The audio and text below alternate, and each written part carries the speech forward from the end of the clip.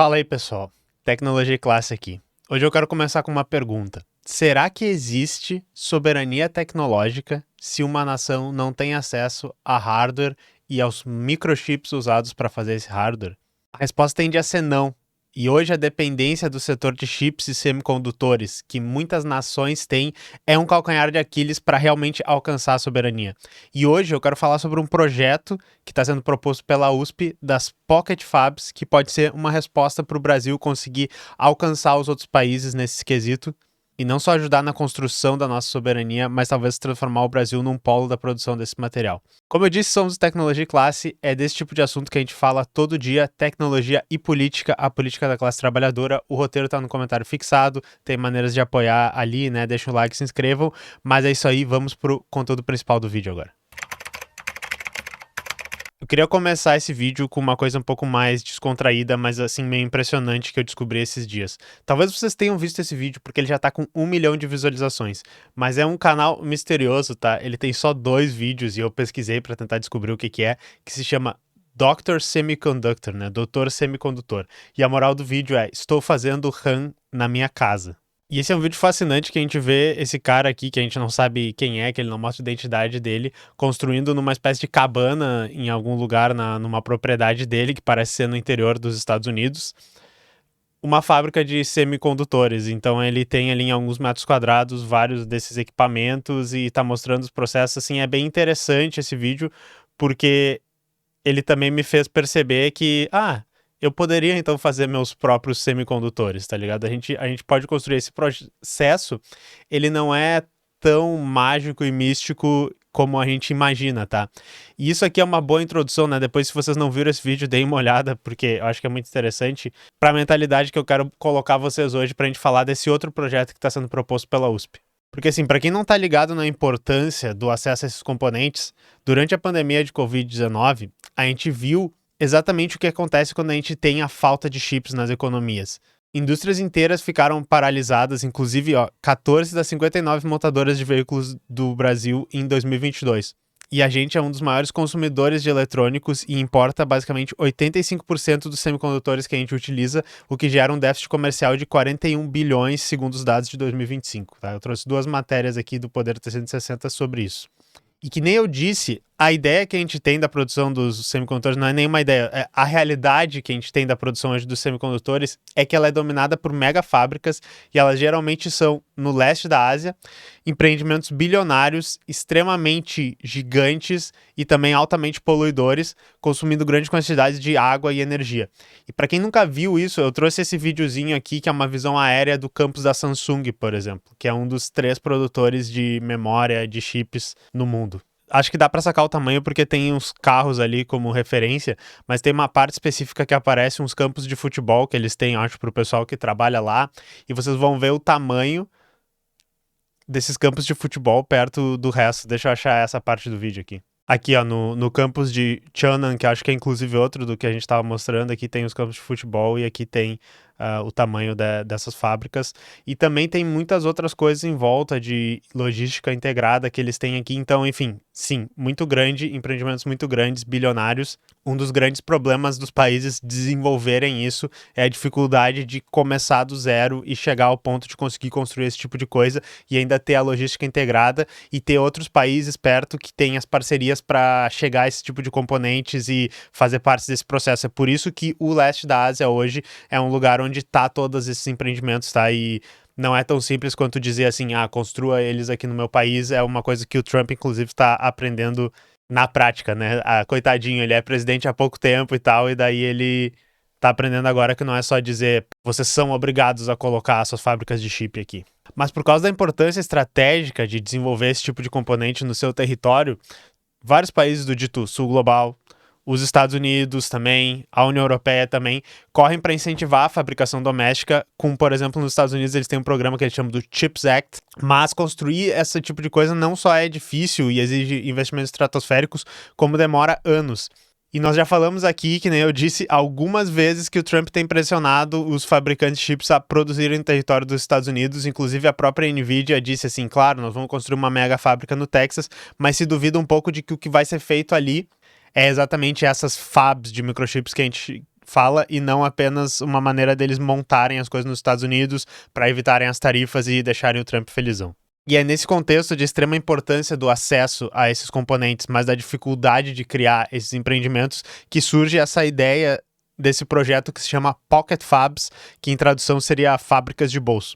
Em vez da gente construir uma mega fábrica, a proposta desse projeto é ter várias unidades menores que são modulares, elas são portáteis, elas podem ser reconfiguráveis e cada uma tem cerca de 150 metros quadrados, que se vocês pensarem no artigo ali fala, por exemplo, 12 por 12 metros, tá? É bem menor do que isso que eu mostrei para vocês. Um cara que se chama Marcelo Norris Zufo, que é o coordenador do Centro de Inovação da USP, descreve a iniciativa como se fosse uma mudança de paradigma. Ele diz que é uma fábrica modular, flexível, sustentável e não massiva, pensada para ser portátil e escalável. Essa frase dele eu tô tirando desse artigo aqui do Poder 360, que fala um pouco em mais detalhes, e eu tirei esse outro trechinho aqui pra gente falar, ó. Ambição é o que não falta ao projeto. As Pocket Fabs têm pretensões geopolíticas e tecnológicas. Querem colocar o Brasil no fechado clube dos fabricantes de semicondutores e produzir protótipos de chips de inteligência artificial, algo que a China só alcançou depois de bilhões de dólares investidos. O Brasil é um dos 5 maiores consumidores de produtos eletrônicos do mundo, mas o déficit comercial desse setor deve ultrapassar 40 bilhões este ano, segundo o dado da ABNI. Inclusive 40 bilhões de dólares, tá? ABNI, Associação Brasileira da Indústria Elétrica e Eletrônica. A importação de chips é uma das principais causas do déficit. E já que eles falaram da indústria chinesa, quem tiver a fim de ver um pouco sobre isso, tem esse documentário aqui muito foda do Teclas Gringo, quer dizer, do Gamer Nexus, que se chama A Ascensão da Memória Chinesa. E ele fala de como a China começou esse projeto de tentar virar uma fabricante dos chips necessários, por exemplo, para fazer memória RAM, lá no início da década de 2010. E foi uma coisa que eles foram ridicularizados no início por buscar isso, como se eles nunca fossem conseguir, mas hoje eles estão alcançando, né, algumas gerações atrás das memórias que a gente tem acesso no mundo inteiro. E como nós já fizemos um vídeo aqui no canal, muitas delas têm sido usadas tanto no país deles quanto exportadas para cá por causa da escassez que a gente está tendo da memória mais moderna por causa da indústria de inteligência artificial, tá? Então esse investimento que a China fez há alguns anos atrás é uma coisa que vem se pagando, principalmente no momento geopolítico que a gente tem agora. E segundo, né, os desenvolvedores desse projeto, as Pocket Fabs prometem uma produção integrada, onde o design de chips ele vai ser feito pela USP e a validação e aplicação industrial vai ser feita pelo Senai de São Paulo. A primeira unidade, que foi inaugurada em 2026 na Inova USP, tem capacidade para 10 milhões de chips por ano, com uma projeção de 60 milhões anuais com 10 dessas microfábricas, com custo surpreendente de 89 milhões de reais para a primeira Pocket Fab, uma fração que é muito pequena se comparada aos, por exemplo, 150 a 200 bilhões que se tem para construir uma mega fábrica dessas tradicionais. E nesse caso 150 a 200 bilhões de dólares. E a replicabilidade desse projeto é um dos pontos centrais e mais importantes, porque essas unidades que a matéria chama ali, né, que são do tamanho de uma padaria, elas podem ser instaladas em diversas regiões do país e elas podem criar uma rede de produção que vai reduzir a dependência que a gente tem das importações. O projeto hoje é uma parceria entre a USP, a Fiesp e o Senai São Paulo, e a Fiesp e o Senai estão investindo cerca de 5 milhões na primeira fábrica e focando na formação de mão de obra. Quem é que vai consumir esses chips que vão ser produzidos? A ideia é que as Pocket Fabs vão produzir chips para os setores críticos como o automotivo, sensores inteligentes para a indústria 4.0 e dispositivos médicos, áreas que conhecidamente estão sofrendo com a escassez desses semicondutores. Além disso, a ideia é que essa iniciativa vá funcionar como um centro de formação, com o Senai de São Paulo capacitando até 500 profissionais por unidade, suprindo a lacuna de mão de obra qualificada, que é um problema que no setor hoje é generalizado. E conseguindo internalizar a produção de semicondutores, a gente vai fortalecer a nossa soberania tecnológica e a meta é o quê? Que a gente passe de, na cadeia global, ser o produtor de 1% dos chips para 2% até 2033. E pra gente, isso pode garantir não só que a gente tenha os setores essenciais abastecidos desses chips, mas também dinamizar a nossa economia e gerando novos empregos, impulsionando empresas que estão trabalhando com tecnologia aqui no Brasil. O professor da USP, que a gente falou ali em cima, diz que cada uma dessas Pocket Fabs poderia faturar 60 milhões de dólares por ano, o que rapidamente pode recuperar o investimento que a gente fez. Eu tô deixando algumas fontes aqui dessas falas para vocês. Se isso desse certo, tá, pessoal, a gente poderia ter uma posição completamente diferente no cenário geopolítico no que diz relação à produção desses semicondutores, tá? E assim, pra gente finalizar isso aqui, como você sabe que o nosso canal tá sempre falando da parte mais política desse tipo de notícia, a posição que o Brasil tem hoje na cadeia global, ela não se dá meramente porque ninguém nunca teve nenhuma boa ideia nesse país, ou porque a gente é incompetente, porque a gente não tem mão de obra qualificada. Como às vezes, né, a gente tem parte da nossa direita que diz, ou porque, né, faltou alguém chegar com um plano de desenvolvimento perfeitamente escrito, que é só a gente seguir esse plano, né, como, sei lá, a outra parte da direita diz. A nossa inserção na economia mundial como um produtor de commodities que depois são exportados a preço de banana, e eu vou chamar a atenção para vocês, por que existe esse termo a preço de banana, né? Vocês já se perguntaram de onde vem essa expressão? É basicamente por causa da maneira como economias como a nossa funcionam, tá? Vende produtos como frutas, como grãos, como minérios, para outros grandes polos que são desenvolvidos, e lá eles refinam esses produtos, criam produtos mais complexos que depois são vendidos e exportados a um preço muito mais alto que eles pagaram. Essa nossa inserção, ela não é uma coincidência, não é porque as coisas só aconteceram assim. Ela tem uma raiz material no desenvolvimento que aconteceu no nosso país. E ao mesmo tempo, essa industrialização e a nossa inserção como um produtor de alta tecnologia no cenário mundial ia passar também por uma revolução política, que ia ser também uma revolução econômica, que vai ter que ser orientada a partir dos interesses da nossa classe trabalhadora e não apenas com uma espécie de aliança com a burguesia do Brasil, como vários desenvolvimentistas falam.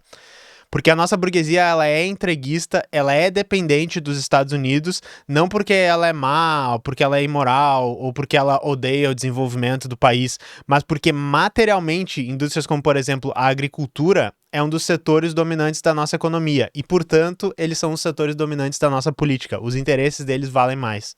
Então eu chamo a atenção para isso porque não é só uma questão de dizer, ah, que legal, o pessoal da USP teve uma ótima ideia e agora a gente vai começar a construir isso aqui e a gente vai desenvolver o nosso país. É preciso um engajamento político e uma defesa política do desenvolvimento do nosso país, que vai estar conectada a um projeto político que tem que ser liderado pela classe trabalhadora, pelos interesses da classe trabalhadora. Porque outro desafio que a gente vai ter daqui a pouco, na realidade, quase agora a gente vai ter, é o acesso, por exemplo, aos materiais e às cadeias de produção necessárias para fazer esses chips. Por exemplo, a gente viu recentemente a aquisição da mineradora Serra Verde, lá de Goiás, pela USA Rare Earth, que é um tópico que a gente pretende trazer nas próximas semanas para a gente falar um pouco sobre essas questões das terras raras. Mas depois da gente complexificar um pouco, tá? Esse é o projeto das Pocket Fabs. Eu pergunto para vocês o que vocês acham. Será que no futuro nós, brasileiros que estão no setor de tecnologia, podem se ver trabalhando, fazendo chips para desenvolver tecnologia nacional, ao invés de, por exemplo, gastar o nosso dia inteiro fazendo vibe coding do mesmo CRUD pela 100ª vez? Essa é a pergunta que fica. Então me digam aí se vocês curtiram. A gente está tentando trazer tópicos mais variados e chamar atenção para essas questões importantes, mas sempre conectando elas com a questão da luta de classes, tá? Então se vocês curtem o nosso trabalho, por favor, considerem deixar um like, se inscrever, fazer o hype que o YouTube deixa, doar no Apoia-se, o Pix, todas essas coisas ajudam muito o nosso trabalho. E é isso aí, nós nos vemos na próxima. Falou!